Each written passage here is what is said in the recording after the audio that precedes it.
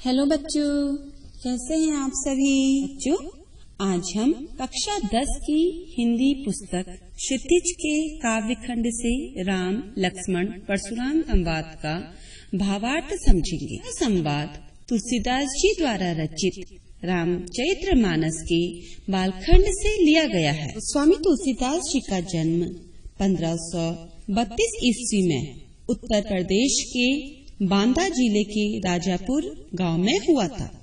कुछ विद्वान इनका जन्म जिला एटा के सोरो में भी मानते हैं। बचपन में ही इनके माता पिता ने इनका परित्याग कर दिया था। अपने गुरु की कृपा से इन्हें राम भक्ति का मार्ग मिला।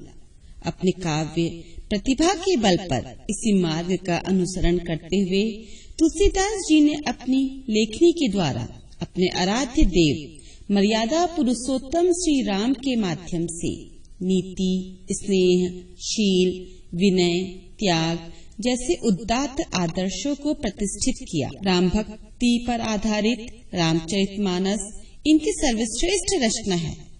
इसके अलावा कवितावली, गीतावली, दोहावली, कृष्ण गीतावली, विनय पत्रिका इत्यादि इनकी महत्वपूर्ण रचनाएं हैं, जो तुलसीदास जी अवधी और ब्रज दोनों ही भाषा में समान अधिकार रखते थे।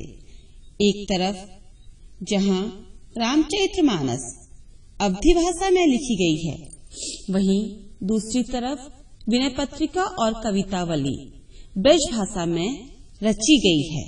इनकी मृत्यु काशी में 1623 ईस्वी में हुई। बच्चों, राम लक्ष्मण परशुराम संवाद का यह अंश रामचरितमानस के बालकांड से लिया गया है।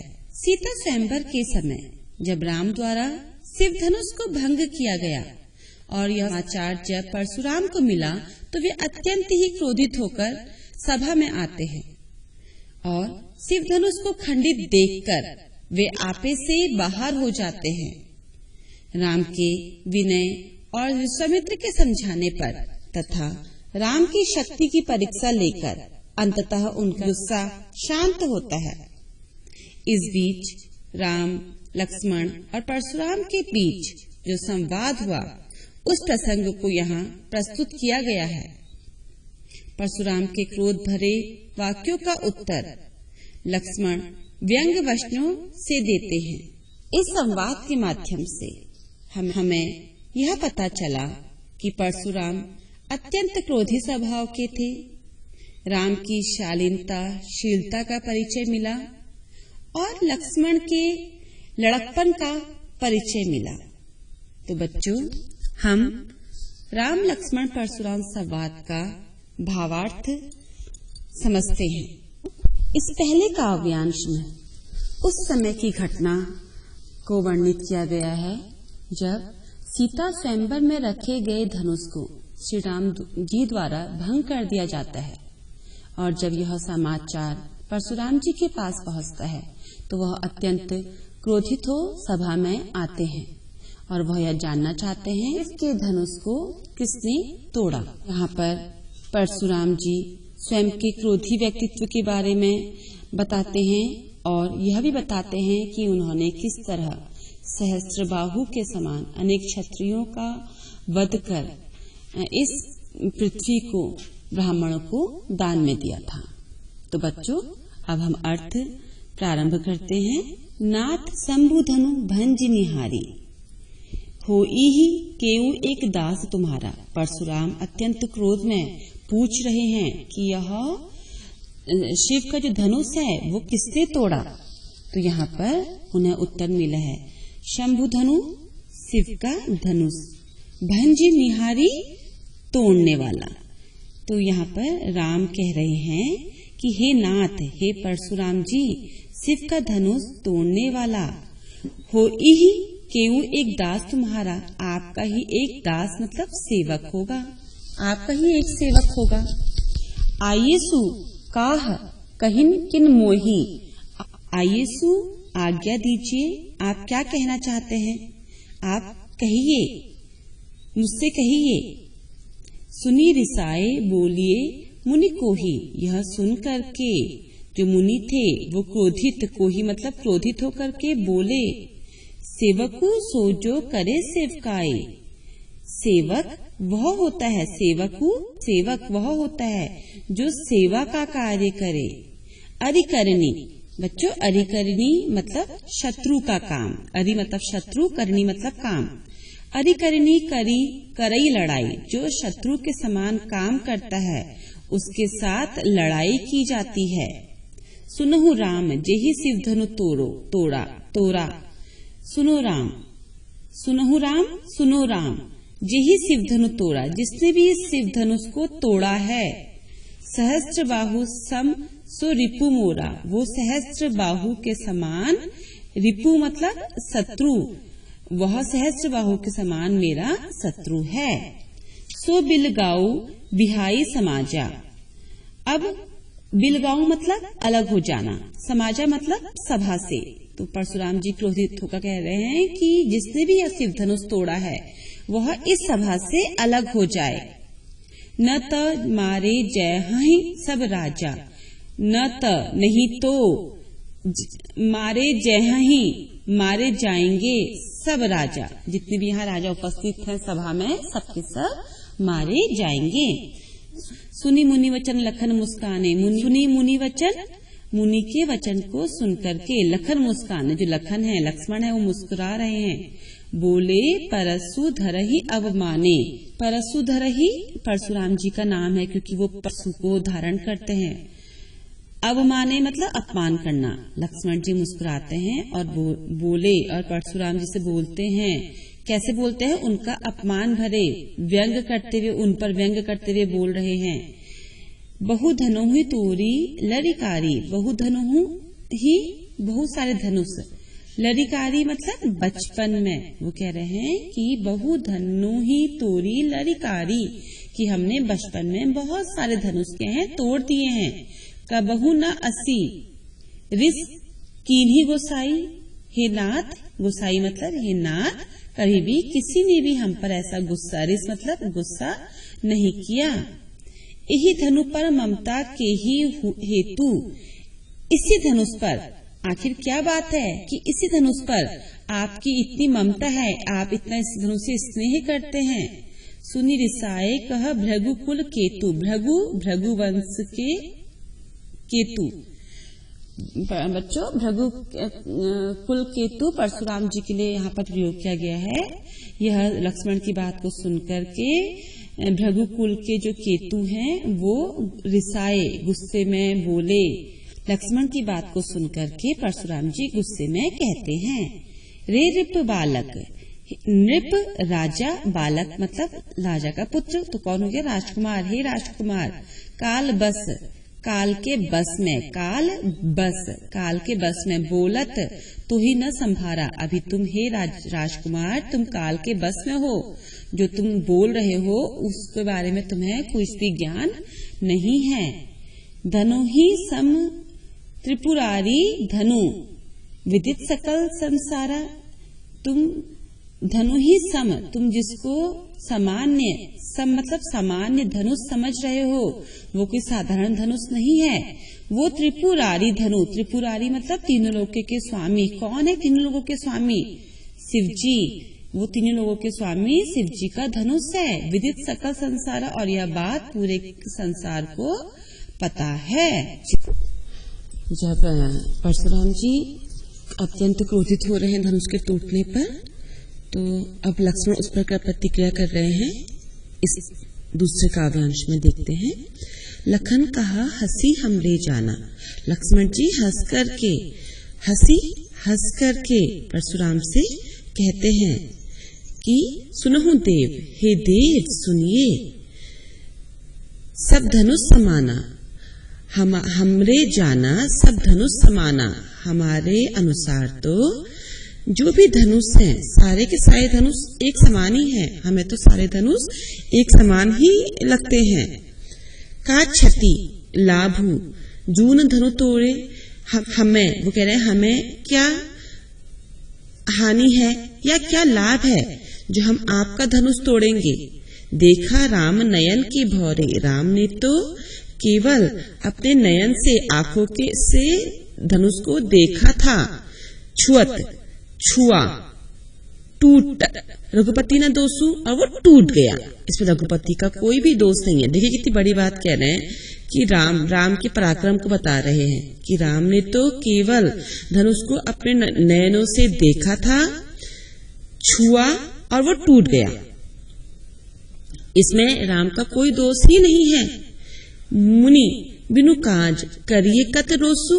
हे मुनि, आप बिना किसी काज मतलब कारण के, आप बिना किसी कारण के कितना गुस्सा कर रहे हैं। करिए कत रोसु, कितना गुस्सा कर रहे हैं। बोली चिते परसु की ओरा। अब हो गया, लक्ष्मण जी ने इतना बोला था, परशुराम तो बता ही रहे हैं कि मैं क्रोधित स्वभाव का हूँ, उन्हें गुस्सा आ गया है। और वो चिते अपने परसु मतलब फरसा, उनका जो फरसा है उसकी तरफ देख करके, चिते मतलब देखना, फरसे की तरफ देख करके बोल रहे हैं। रे सठ मतलब दुष्ट, हे दुष्ट बालक, सुनेहू स्वभाव न मोरा। क्या तुमने मेरा स्वभाव के बारे में नहीं जाना है? स्वभाव के बारे में नहीं जाना है। बच्चों यहाँ अवधि भाषा है, इसलिए जो शब्द है ये इस तरह से आ रहे हैं, हमें इसका अर्थ, इन शब्दों का अर्थ समझना पड़ेगा कि हे दुष्ट बालक, क्या तुमने मेरे स्वभाव के बारे में नहीं जाना है? बालकु बोली बधो नहीं तो ही। बालक बोली मतलब समझ करके, बधो वध करना, वध नहीं कर रहा हूँ तेरा तुम्हारा मैं परशुराम क्रोध में कह रहे हैं कि बालक समझ के तेरा वध नहीं कर रहा हूँ। केवल मुनि जड़ जाने ही मोही। क्या तुम केवल मेरे को मुनि समझ रहे हो? क्या तुम्हें बस मेरे बारे में नहीं पता? तुम सिर्फ मुझे मुनि समझ रहे हो कि मैं मुनि हूँ। अब वो बता रहे हैं अपने बारे में परशुराम जी। बाल ब्रह्मचारी अति कोही, मैं बाल ब्रह्मचारी हूँ। बाल ब्रह्मचारी बच्चों जो बचपन से ही साधना में लीन रहते हैं, वो विवाह नहीं करते हैं, उन्हें बाल ब्रह्मचारी कहा जाता है। अति कोही, बहुत ज्यादा क्रोधी हूँ, क्रोधी स्वभाव वाला मतलब गुस्सैल हूँ। विश्व विदित क्षत्रिय कुल द्रोही, और ये पूरे पता है पूरे विश्व में कि मैं क्षत्रिय कुल का नाश करने वाला हूँ। भुजबल भूमि भूप बिनु कीन्ही, मैंने अपनी भुजाओं के बल पर, भुजबल परशुराम जी कह रहे हैं कि मैंने अपने भुजाओं के बल पर, भूमि मतलब पृथ्वी को, भूप बिनु कीन्ही राजाओं से विहीन कर दिया था। विपुल बार महिदेवन दीन्ही, और कई बार राजाओं से विहीन करके महिदेवन मतलब ब्राह्मणों को दे दिया था। अब कैसे दे दिया था? दान में दे दिया था। अब कैसे बता रहे हैं, क्या उदाहरण दे रहे हैं वो? सहस्त्र बाहु, आप जानते हैं सहस्त्र बाहु के बारे में? कभी सुना है आपने? सहस्त्र बाहु एक बहुत ही पराक्रमी राजा थे। उन्होंने रावण तक को हरा दिया था। उनके भुजाओं में 100 हाथियों का बल था। तो वो कह रहे हैं कि सहस्त्र बाहु, ऐसा जो सहस्त्र बाहु था उसकी भुज मतलब भुजाओं को मैंने छेद निहारा, अपने फरसे से काट दिया था। परसु विलोकु महिप कुमारा, अपने परसु की तरफ देख करके बता रहे हैं वो। महिप कुमार राजकुमार, देखो, विलोकु मतलब देखो, इस फरसे की तरफ देखो, इससे सहस्त्र बाहु की भुजाओं को भी काट दिया था। मातु पितही जनि सोच बस करी महिष किशोर, हे राजकुमार, आप अपने माता पिता को चिंता में मत डालो। मातु पिता को के बारे में सोच करके जो कुछ कर रहे हो वो करो, उन्हें चिंता में मत डालो। वनह के अर्भक दलन परसु मोर अति घोर, जो मेरा ये परसु है ये बहुत ही ज्यादा भयानक है। इसको देख करके तो जो माँ के गर्भ में जो बच्चा पल रहा होता है वो भी भयभीत हो जाता है। तो यहाँ पर वो स्वयं के अलावा अपने फरसे के भी क्रूर स्वभाव के बारे में बता रहे हैं। जब परशुराम जी ने अपने फरसे के भी क्रूर स्वभाव के बारे में बता दिया तो विहसी लखनु, अब जो लखन है, लक्ष्मण है, वो विहसु मतलब हंसने लगे। बोले मृदुवानी, और मृदु बहुत ही कोमल शब्दों में, मीठे शब्दों में बोल रहे हैं। अहो मनीषु महाभट्ट ज्ञानी, हे मुनि आप तो महाभट्ट मतलब बहुत ही बड़े योद्धा हैं। पुनि पुनि मोहि दिखाव कुठारू, आप मुझे बार बार जो ये अपना कुठार, पुनि पुनि बार बार, आप मुझे बार बार जो अपना ये कुठार दिखा रहे हैं।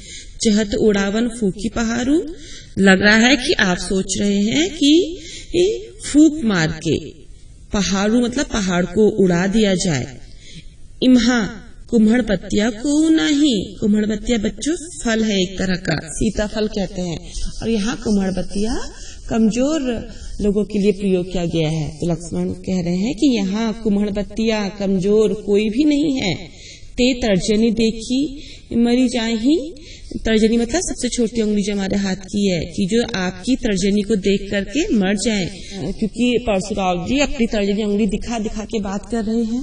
तो वो लक्ष्मण कह रहे हैं कि यहाँ आपकी तर्जनी देख के जो मर जाए ऐसा कमजोर इंसान कोई भी नहीं है। देखी कुठारू सरासन बाना, वो तो मैं आपके पास कुठार और धनुष बाण देख करके, सरासन मतलब धनुष बाण और बाना मतलब बाण, धनुष बाण देख करके मैं कहूँ कहा सहित अभिमाना, मैंने जो कुछ भी आपके बारे में कहा है वो आपके अभिमान में कहा है।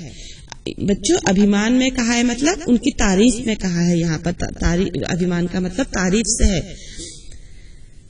भृगुसुत समझू जनेऊ विलोकी, जो कछु कहूँ सहो रिस रोकी। भृगुसुत समुची, मैं जानता हूँ कि आप भृगुकुल के हैं, आपने जनेऊ धारण कर रखा है। क्या लक्ष्मण किसके बारे में बोल रहे हैं? परशुराम जी से कह रहे हैं कि आप भृगुकुल के हैं और आपने जनेऊ धारण कर रखा है, इसलिए मैं जो कछु कहूँ, मैं जो कुछ भी कह रहा हूँ आपसे आपकी तारीफ में, वो सहो रिस रोकी, वो अपने क्रोध को रोक करके कह रहा हूँ। अन्यथा मतलब देखिए परशुराम कह रहे हैं कि मैं क्रोधी हूँ, लक्ष्मण कह रहे हैं कि मैं भी बहुत क्रोधी हूँ। वो तो आप ब्राह्मण कुल के हैं, इसलिए मैं आपकी मर्यादा में जो है अपने गुस्से को रोक करके आपसे इतने प्रेम पूर्वक बात कर रहा हूँ। यहाँ पर लक्ष्मण जी बता रहे हैं कि मैं आपसे भी ज्यादा क्रोधी हूँ परशुराम से। सुर महिसुर हरिजन अरु गाई, वो अब लक्ष्मण जी कह रहे हैं कि हमारे कुल में इन्ह पर न सुराई, इन पर अपनी ताकत नहीं आजमाते हैं। अब किन पर अपनी ताकत नहीं आजमाते हैं? सुर मतलब देवता पर, महिसुर ब्राह्मण पर, हरिजन संत सज्जन इंसान पर और गाय पर। अब इन चारों पर हमारे कुल में अपनी ताकत का प्रदर्शन नहीं करते। अब क्यों नहीं करते वो बता रहे हैं। बंधे पापू, यदि हमने इनको मान दिया तो पाप चढ़ेगा। अब कीर्ति हारे, और यदि इनसे हार गए तो हमारे कुल की अपकीर्ति हो जाएगी, बदनामी हो जाएगी। मातहु पा परई तुम्हारे, आप तो यदि मुझे मारेंगे, मातहु पा मुझे मारेंगे भी, तभी भी मैं आपके परई मतलब पैर पड़ना, तुम्हारे आपके पैर ही पड़ूंगा। यदि आप मुझे मारेंगे तब भी मैं आपके चरण ही स्पर्श करूंगा, आप पर धनुष बाण नहीं उठाऊंगा। मतलब कोटि कलशु सम वचन तुम्हारे, और आप तो ये समझ लीजिए कि जो आपके जो वचन है, जो आपका वाणी है वो इतनी ज्यादा कठोर, करोड़ों वज्रों के समान जो है, करोड़ों वज्रों के समान है। मतलब आपने देखा है ना, बिजली गिरती है सबको नष्ट कर देती है, तो यहाँ पर लक्ष्मण ने परशुराम की वाणी को भी वही बिजली बता दिया है कि जो मुंह से निकलते ही सभी कुछ नष्ट कर देगी।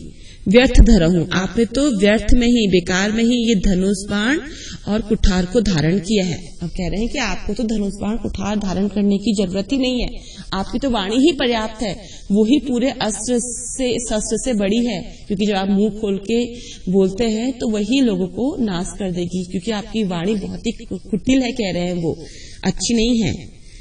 जो विलोकी अनुचित कहूं, अगर मैंने कुछ भी अनुचित कहा है, क्षमहु महामुनि धीर, तो हे धैर्यवान महामुनि मुझे क्षमा कर दीजिएगा।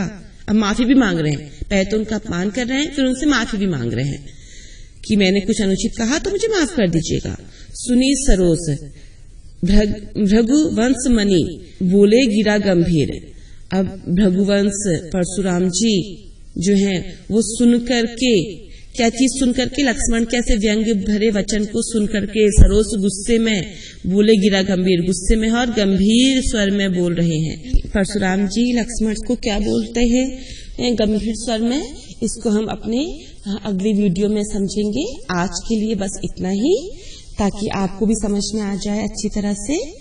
तो अब आप नेक्स्ट वीडियो को देखिएगा, ये जल्दी ही आपके सामने आएगा। धन्यवाद बच्चों।